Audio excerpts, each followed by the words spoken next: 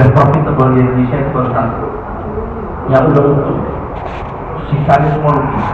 Ada yang mengembangkan, ada yang mengembangkan. Ada yang tahu? Bukan Ghibli. Toko bagus bukan, Rakuten bukan, Bineka bukan, Tokopedia nggak ada, Tokopedia itu sekali itu. Makanya dia perlu investment terus karena dia beli banyak. Apa? Bukan. Lazada. Lazada itu satu-satunya e-commerce di Indonesia yang profitable, satu-satunya.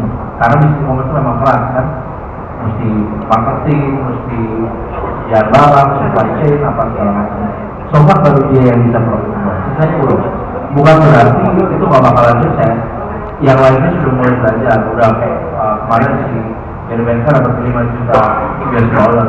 Itu 60 miliar kan, 60 miliar. Bayangkan sendiri kalau 60 miliar dapat apa? Pasti pikirnya dosa-dosa itu kalau sudah dapat miliar.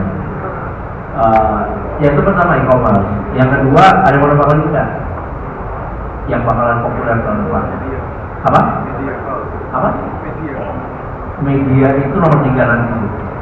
Nomor 2. Dan nomor 2 sebenarnya yang lebih hype banget.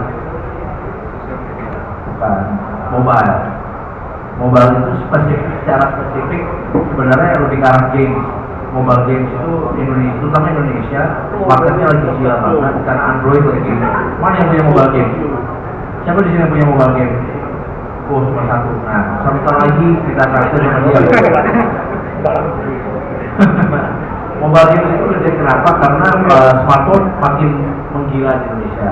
Dari tahun 2013 kemarin datanya dari semua smartphone yang terjual dari semua handphone yang terjual di Indonesia, 65%-nya itu adalah Android. Dan itu artinya apa?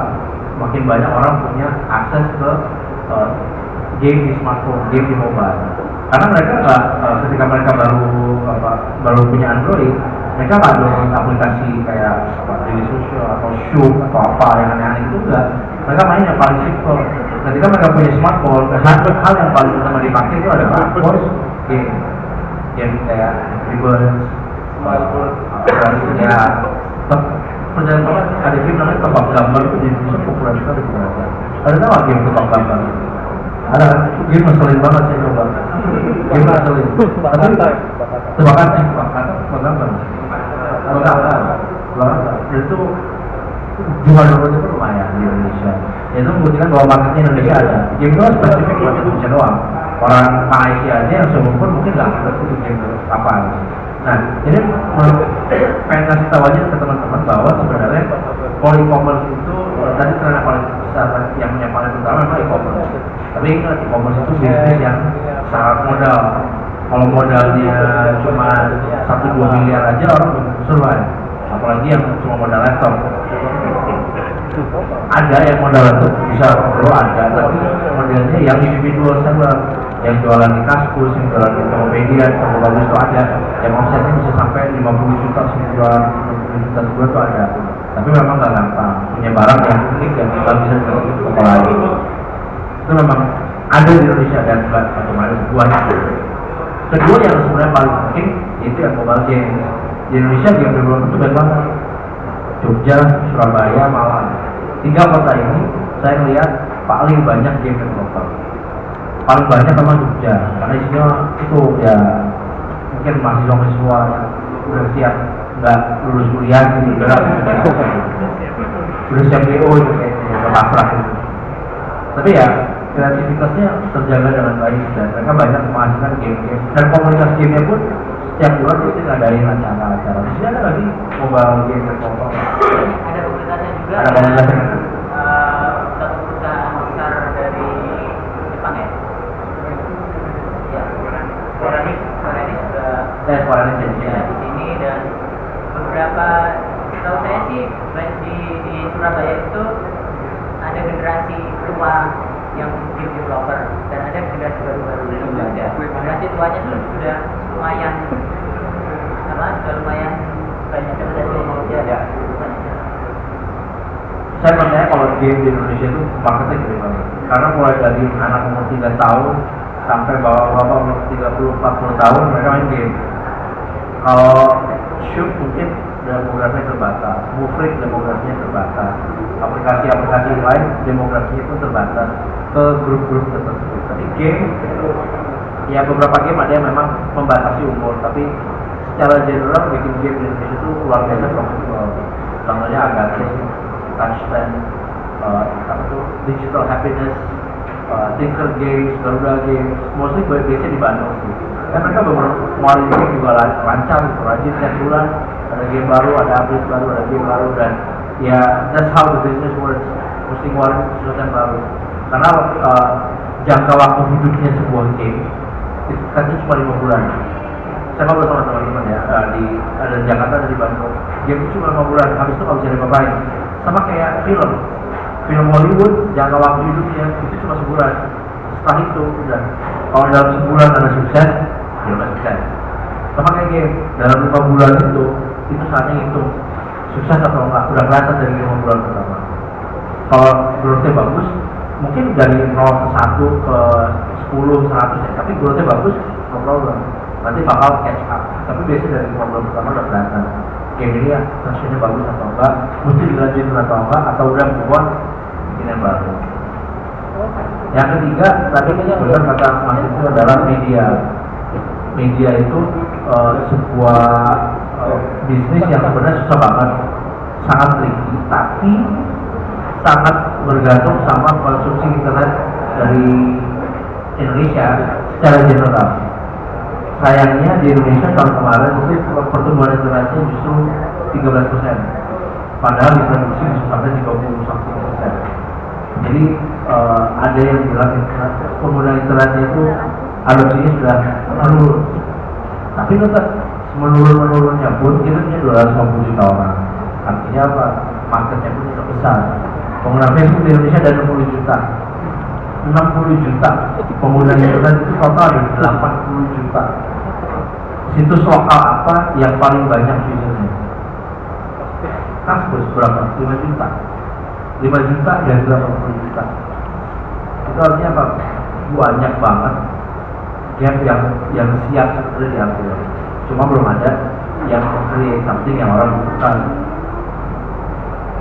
Itu kenapa market utama untuk spesifik ke media banyak sekarang media-media yang ada Kompas dan apa segala macam. Semua tahu lah kalau diperhatiin semua itu ngincer market yang kelas atas sampai menengah ada lah yang menengah. Tapi yang tidak ada yang mengincar yang paling bawah. Kelas bawah nggak baca portal berita kata siapa? Ingat 65% dari semua handphone yang di-ship ke Indonesia tahun kemarin itu smartphone. Artinya apa? Aksesnya sudah ada, beritanya yang nggak ada. Berita macam apa yang mereka injal? Ada mau apa nggak orang kelas bawah ini? Kriminal. Benar. Ya, perkosaan, ganggut, kriminal, perjatuhan. Buat kita tahu sih, goblok banget sih beli wallpapernya Julia Perez. Tapi mereka bayar loh 5.000 per bulan for a year. Kita berapa dulu bisnis yang jualan wallpaper, ringback, apa? Kita ketawa dengan goblok banget ada yang mau beli. Ada. Dari itu orang-orang ini kaya nih setengah mati dari jualan wallpaper sama ringback. Dan orang Indonesia cuma ngeliat, most startup Indonesia banyak kan cuma ngeliat adalah yang keren. Padahal yang orang nggak banyak kan adalah market bawah. Market bawah ini apa? Mereka punya duit. Mereka mau beli seperti dari Spectrumnya Jupe dan wallpapernya Dewi Persik whatever itu. Artinya mereka punya kemampuan untuk beli dan mereka actually udah beli. Tinggal kontennya aja itu masih mungkin. Kalau ada orang teman-teman mungkin yang bisa menyediakan konten sesuai dalam mereka mau melalui channel yang mereka dapat aksesnya, ya siap-siap jadi kaya. Nah jadi menurut pendapat saya tiga sub industri yang bakalan nge-trend kali ini. E-commerce, mobile, spesifik ke mobile gaming, sama yang punya media. Sekarang saya mau basically dari saya sharing itu aja sih. Dan mungkin nextnya kita ini aja kalau ada yang pertanyaan kita diskusi aja. Jadi kalau teman-teman ada yang mau nanya tentang apapun ke saya, silakan.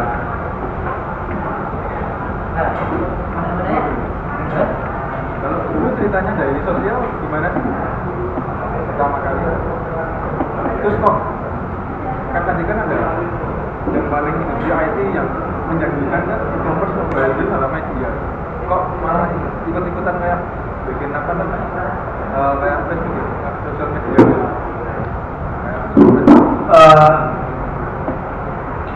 Untuk bikin apa ikut-ikutan kayak Facebook, siapa yang bikin ikut-ikutan? Daily sosial. Saya nggak bikin. Daily Social itu website berita, bukan sosial media. Kita sama sekali nggak hubungannya sama Facebook. Ini saya dapat gratisan, jadi saya pakai. Ini nggak dibayar ini. Ya, jadi Daily Social itu portal berita yang ngomongnya soal bisnis internet. Kita nggak jualan, kita nggak di sosial media, kayak apapun, portal berita ketik. Terus revenue dari mana? Profitable dong.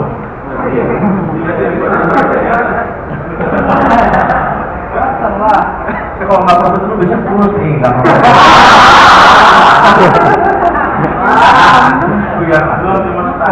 Belum dimonetize. Lagi mungkin yang mau nanya. Tadi ada nanya yang namanya gimana caranya di sosial? Oh, dari sosial.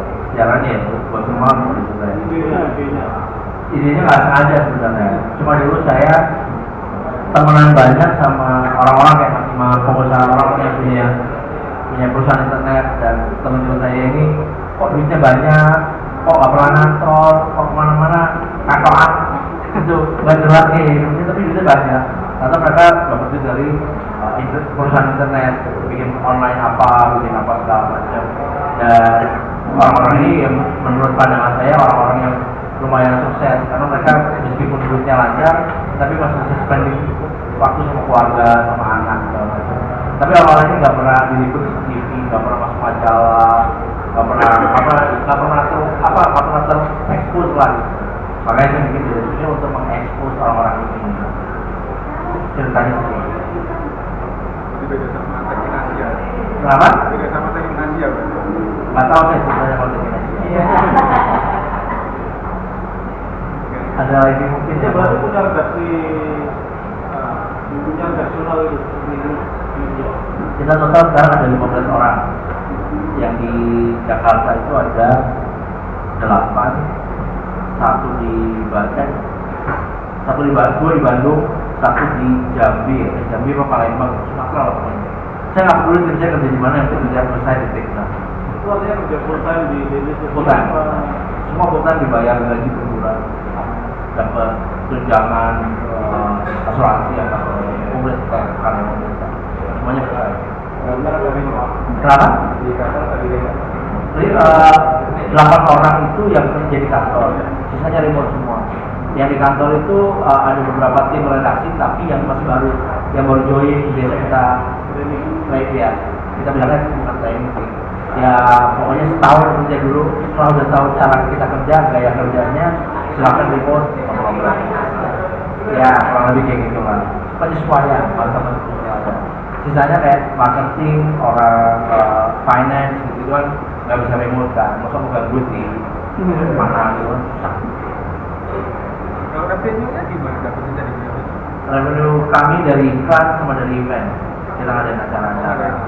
Seperti bikin IO berarti? Seperti IO gitu? Bukan, kita bikin acara kita sendiri. Oh, kita sendiri. Bukan bikin acara buat orang lain. Jadi, Apa ya? WhatsApp itu salah satu event kita, social media festival dan kita. Ya. Kan kalau dari kita kan sekolah mengikuti dunia salam dari awal Indonesia Merdeka. sekarang. Ya dari mulainya nama-nama startup dilontarkan sampai sekarang. Nah ini kalau menurut Rahmat sendiri kenapa Indonesia belum punya the next level? Kenapa belum ada startup yang sampai hype-nya tuh punya? Ada 3 faktor sebenarnya. Yang pertama market, yang kedua infrastruktur, 3 regulasi. Market jangan market dulu deh. Pertama infrastruktur dulu deh. Infrastruktur pertama Indonesia itu yang tercover internetnya cuma sekian persen. Dan itu kebanyakan 3G. Bahkan bukan 3G, ada yang 3G, ada yang WAP. 3G di sini kayak apa? 3G itu kayak 2G di luar negeri. 3G-an. Artinya apa? Telepon-teleponan masuk situs, internetan sering ngedrop, sering tiba-tiba hilang sinyal, ya toh? Itu pertama. Infrastruktur kedua, listrik. Data center sudah taruh sini, tapi bandara aja mati lampu. Gimana ceritanya? Itu infrastruktur artinya belum benar dong. Terus infrastruktur logistik. Salah satu alasan karena e-commerce nggak jalan, itu bukan nggak jalan ya. Tantangan terbesar buat e-commerce Indonesia dengan kepulauan. Artinya apa? Ya namanya logistik pengiriman barang itu jauh lebih sulit. Dan itu sampai sekarang pun belum bisa. Jangankan yang dari Jawa keluar Jawa, yang dari Jakarta ke Jakarta aja, teman saya kemarin beli kantornya di Kebayoran, beli ke sebuah e-commerce yang base di Jakarta juga 2 minggu baru sampai. Itu artinya dia salah. Kayaknya kita lebih dulu tuh barangnya. Itu artinya apa? Infrastrukturnya dia salah. Itu pertama infrastruktur. Dan kedua regulasi pemerintah. Yang pertama mungkin dari sisi banking, payment masih susah. Karena payment masih susah, startup belum bisa making money. Karena mau minta duit dari pelanggan aja dia mesti KTM apa segala macam ribet. Kartu kredit dari punya cuma sedikit, cuma 4% atau berapa persen dari populasi. Artinya apa? Marketnya sedikit sekali yang bisa dimonetize.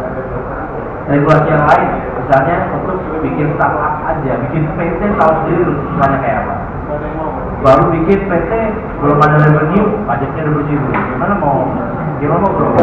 Dari kemarin sih kebetulan saya ada diundang juga sama Kementerian Perdagangan, sama Parekraf juga, pariwisata dan ekonomi kreatif. Kita diskusi. Saya bilang sama mereka, gimana Indonesia mau bikin startup yang bagus. Kalaupun ada yang punya ide the next Facebook dari belakang, kalau ada yang bikin ide the next Facebook aja, oke, I think this is going to be the next Facebook. Baru bikin PT-nya udah bagus, karena itu belum terjadi ya. Karena kenapa? Pajaknya berlipat ganda. Saya bilang ini susah. Kalau mau kasih kita keringanan untuk perusahaan-perusahaan yang di industri kreatif, misalnya 1 tahun pertama nggak usah bayar pajak dulu.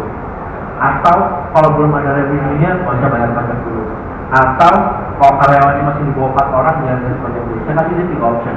Kasih pilih salah satu aja, itu akan sangat membantu. Lagi kodok sih, nggak tahu. Semoga dipertimbangkan.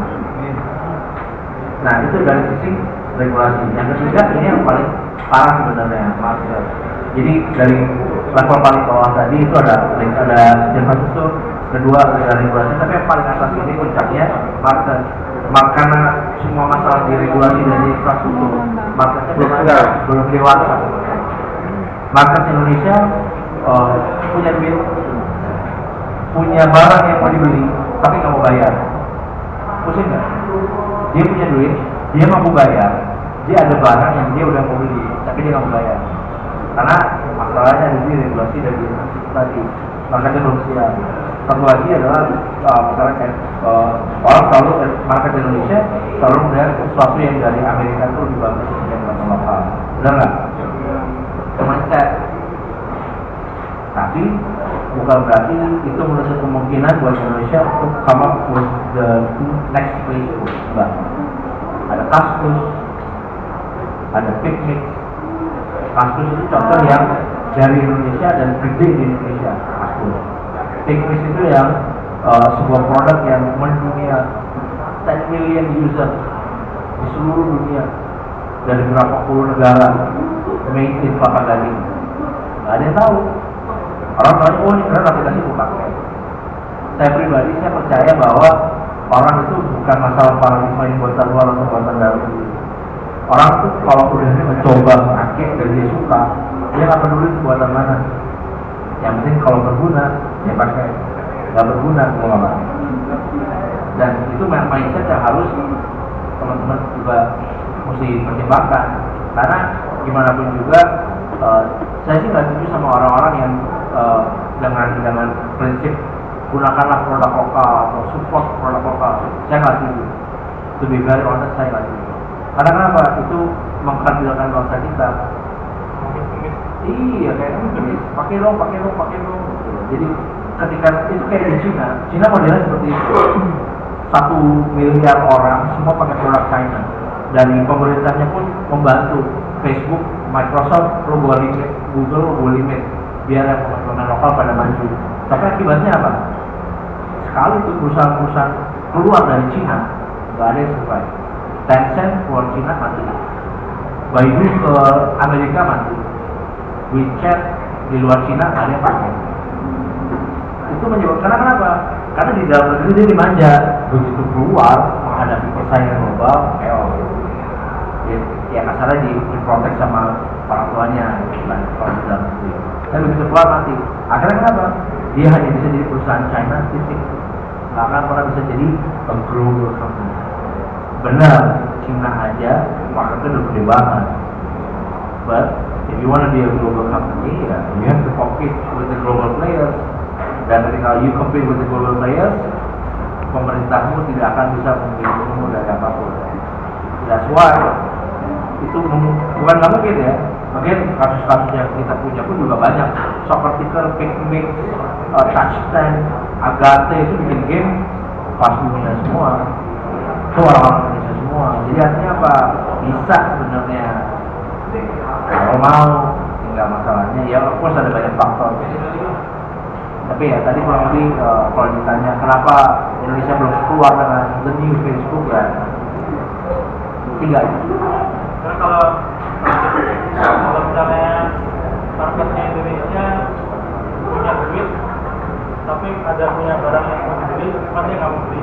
Kalau misalnya sebuah startup itu hanya mengandalkan revenue dari iklan aja, bijak di situ. Jujur enggak. Tapi pada kenyataannya sekarang nggak banyak pilihan. Hampir semua startup di Indonesia, pertama gini, bikin aplikasi Android aja. Orang bisa nggak beli dari Indonesia? Nggak bisa kan? Kecuali lo register sebagai developer di Singapura atau di Amerika, baru bisa orang beli. Nah itu salah satu regulasi pemerintah tuh yang kurang mensupport. Harusnya kan bisa kerja sama Google. Tapi Google pun sendiri bilang ya ini dari Telco dan dari pemerintah Indonesia yang membatasi. Kita jadi susah mau bukan bisa beli, nggak bisa nge-charge people.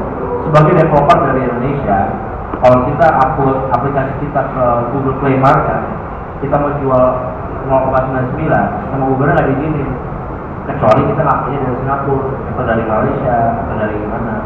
Dan itu pun harus ada datanya, kan data kartu kredit harus kita dari Singapura. Berarti hasil penjualan bakal di-charge, bakal dikirimkan ke kartu kredit. Nah kenapa? Karena banking system bisa di-protect. Kalau kata orang Google, Indonesia itu di-protect dan protection itu nggak dibuka. Jadi susah. Untuk monetas akhirnya gimana? Touchstand, Agate yang punya FDR brand akhirnya gimana? Ya contohnya jalan. Pasar iklan.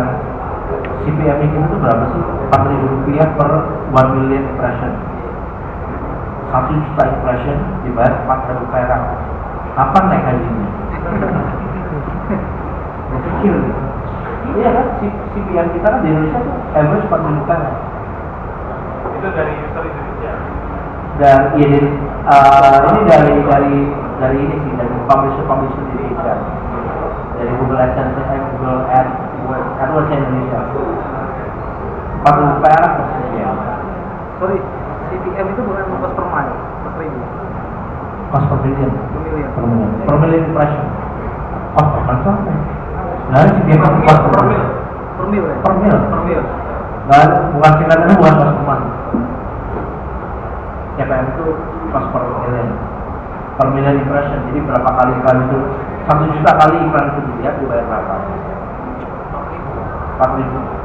4 sen ya, 40 sen ya. Kalau gitu startup yang di Indonesia gimana caranya untuk? Banyak akhirnya yang mau hybrid contohnya gini, ada yang tahu sekarang namanya ngaturduit.com kan? Ngaturduit.com itu kan basically sebuah web tools di mana kita bisa organize our finance.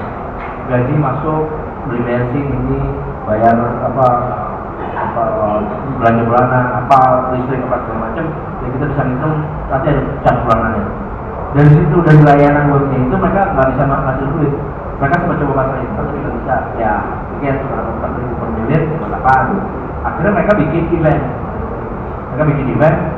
Cara untuk memanage keuangannya dengan baik.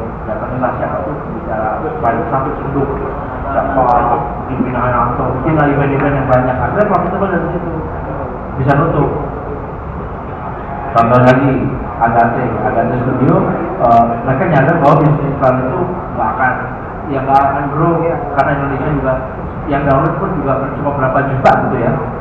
Akhirnya mereka salah satu bisnis model yang bisa support mereka adalah dia datang ke klien, dia datang ke brand-brand lah, misalnya kayak apa misalnya HTC misalnya, lo mau nggak bikin game flash apa segala macam di handphone, akhirnya dibikin dapat project base dan banyak game developer di Indonesia yang punya game populer tapi kan nggak bisa making money dari situ, agar mereka terpaksa punya game for client. Banyak Night Space, apa tuh Garuda Game salah satunya, Tiny Tower atau apa game, bukan Tower Game sebenarnya. Banyak yang ada bikin dari dapat itu dan lain. Ya itu sih masalah pinter-pinterannya aja sih. Kalau if you have something to sell, biasanya ada sih orang yang mau beli. Nggak gampang pilihannya, tapi ketika uang di bank sudah mulai menipis dan sudah tanggal 25 untuk bayar karyawan kemudian, biasanya ide kreatif akan mulai muncul.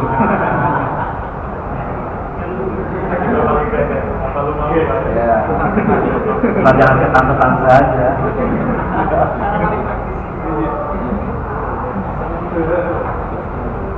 Ada lagi mungkin yang mana?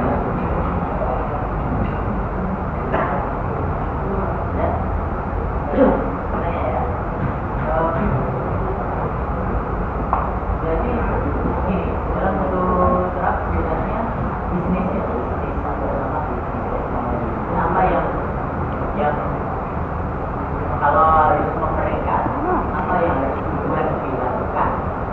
Nah, yang penting ada itu banyak marketing atau apa produknya lamanya gitu. Benar sih, pasti produknya dulu sih. Tapi banyak orang yang salah harus produknya dulu, sebenarnya mesti balance juga. Dalam arti ini nggak 100% benar sih, tapi ketika bikin produk, bikin produk harus ada pertimbangan dari user. Jangan asal bikin produk, ya if you have the budget silakan bikin aja, baru di launch. Kalau udah jadi beberapa bulan bikin, baru di launch, orang ada pakai atau enggak. Atau survei dulu ke user, tanya lu tuh suka main game kayak apa, lu main game jam berapa, lu suka main game di mana.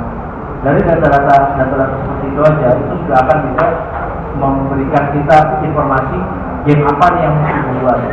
Misalnya, ternyata yang banyak main game di handphone itu cewek, dia mainnya pas lagi baru nyampe kantor, sama pas udah mau tidur. Banyak dari situ kelihatan, oh dia mainnya hanya di waktu luang. Artinya apa? Dia main game yang nggak terlalu serius dan casual, yang untuk wasting time. Dari situ bisa ngambil, misalnya oke, berarti kita bikin game ya, casual dan main game yang buat cewek. Beda kalau kalian maksud kita ternyata yang main game itu kebanyakan cowok. Waktu mereka lagi meeting misalnya, kalau ada apa, ya udah bikin game yang apa. Data-data itu kan kadang-kadang banyak developer yang nggak peduli sama data-data itu, bikin aja. Kenapa bikin gini? Because I can. Karena gue bisa, gue udah kan serang gue. Karena keren. Karena ketika kita bilang ke consumer ini, gue bikin pakai ini loh, pakai HTML5, baby wrap, jadi native type, kita upload. Orang nggak peduli, orang mau main gamenya apa? Oh, gamenya tinggal didapat sih. Udah, consumer ujung-ujungnya nggak akan peduli sama backendnya seperti apa, pakai bahasa programming apa, cloud atau enggak, offline, online apa, they don't care. Mereka cuma peduli game ini asik atau enggak, berat atau enggak, menarik atau enggak di mainnya. Beda banget sama jangan pikir developer, ya kan? Kalau kita pikirnya ya, oh gue pakai, CSS5 Pro, HTML5, CSS5 aja belum dibikin, pakai CSS5, bayangin. HTML-nya HTML 3 loh.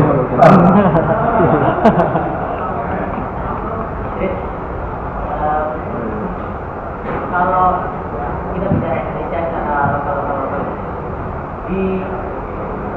apakah benar di Jakarta, Jogja,